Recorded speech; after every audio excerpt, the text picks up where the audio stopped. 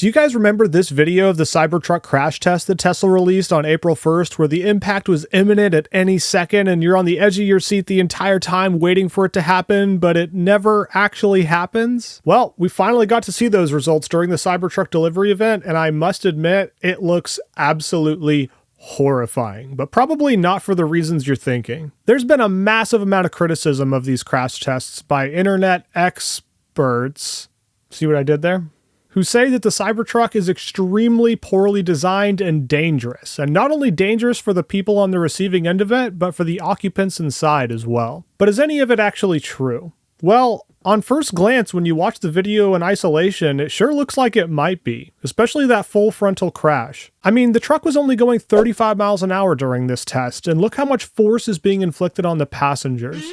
So much force, in fact, that even the rear axle appears to snap in half. That can't be normal, right? The internet experts will tell you that the reason for this is that the stainless steel body is so strong that it can't crumple properly in an impact, which in turn directs those forces directly onto the occupants inside. Here's a video one of the experts made comparing it to other trucks which he says have actual crumple zones. This video got 5.5 million views and basically universal agreement in the comments that the Cybertruck is terribly designed and unsafe in every way possible. But what if I were to tell you, and I know this is going to sound completely crazy, but what if I were to tell you that these experts may not be experts at all or even have any clue at all what they're talking about? That comparison video was put together using completely different crash tests. The Cybertruck's the only one here doing a full frontal crash, where the others are doing what's called the front overlap, where only about a third of the front hits the barrier, which is much easier to dissipate energy. Here's a more fair comparison, showing it against one of the highest safety rated trucks you can buy, the F-150. Specifically, the all-electric Lightning. Now, please do tell me if I'm missing something here, but I am not seeing a big difference in the crumple zone between these two. Where you will start to notice a bigger difference, though, is in the side impact tests. This is a 3,100-pound cart going nearly 40 miles an hour that simulates a T-bone accident, like someone running a red light in an intersection, and not only does the Cybertruck stay completely grounded because of the super low center of gravity and its weight, but besides the airbags going off, it looks like it may be able to just drive away.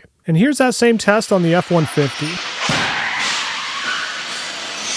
Which one of these would you rather be in? It's funny to me that people think that Tesla, the company responsible for designing and creating some of the safest cars on the planet, somehow forgot everything they learned with the Cybertruck.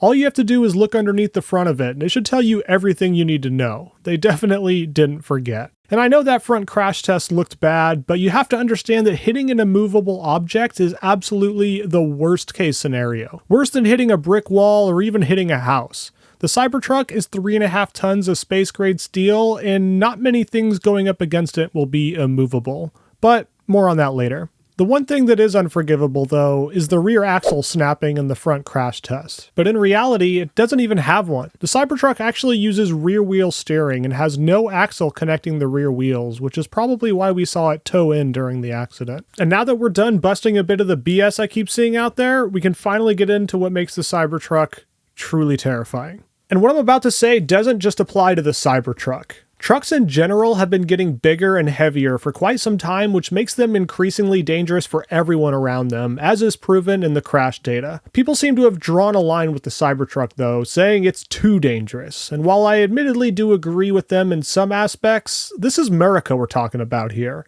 A normal-sized pickup truck these days, like the Ram 1500, can be 6,400 pounds. A normal heavy-duty truck like the F-250 can weigh in at over 7,600 pounds. And although these monstrosities may seem barbaric to the people that live in parts of the world with strict pedestrian safety standards, the US buys them up like crazy. Even the people who have absolutely no need for a truck will get them because they want the biggest, baddest thing on the road. And trust me when I say they are absolutely everywhere.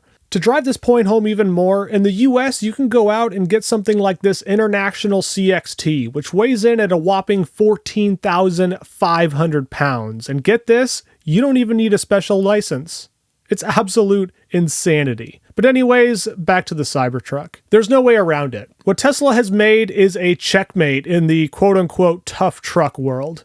This thing is basically a street-legal tank weighing in at about 6,800 pounds and is made from space-grade stainless steel, but unlike a regular tank, it can get from 0 to 60 miles an hour in 2.6 seconds. And the scariest part about that for me and everyone else on the road is that just like those trucks we looked at a second ago, anyone will be able to go out and buy one. I've gotten a ride in the Model S Plaid and remember thinking to myself that I can't believe a car that can accelerate this quickly doesn't require some kind of special license to drive, because the amount of trouble you can get into if you're inexperienced or if you hold on to that accelerator pedal just a little bit too long is truly scary. You can get from 0 to high-speed accident in absolutely no time at all, which happens all the time, especially in Teslas because they really go when you put your foot down. Remember the pedal misapplication that happened in China where the driver just kept pressing harder and harder on the accelerator pedal thinking it was the brake and trying to stop? 2 lives were lost in the incident. But now imagine if he had been driving a Cybertruck instead. A scary thought indeed, and incidents like this one are a lot more common than you might think. A study done by the NHTSA estimated that approximately 16,000 crashes like this take place due to pedal misapplications every year in the US. That's 44 per day. A pedal misapplication in a Cybertruck is a horrifying thought.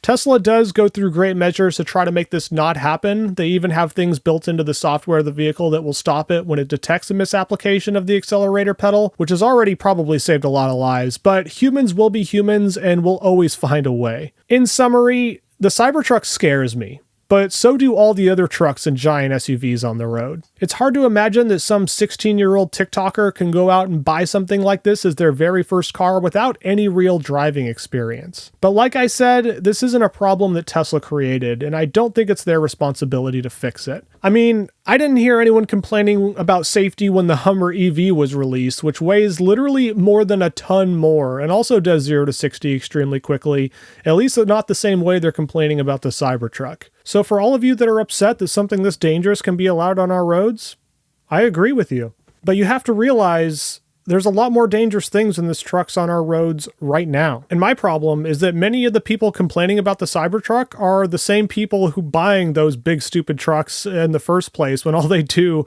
is drop the kids off at school or go to the grocery store. If you're European, you get a pass. I doubt you're ever going to see one on the roads because it's very unlikely to pass your strict pedestrian impact testing. It's almost like these giant oversized vehicles are fundamentally unsafe for everybody around them.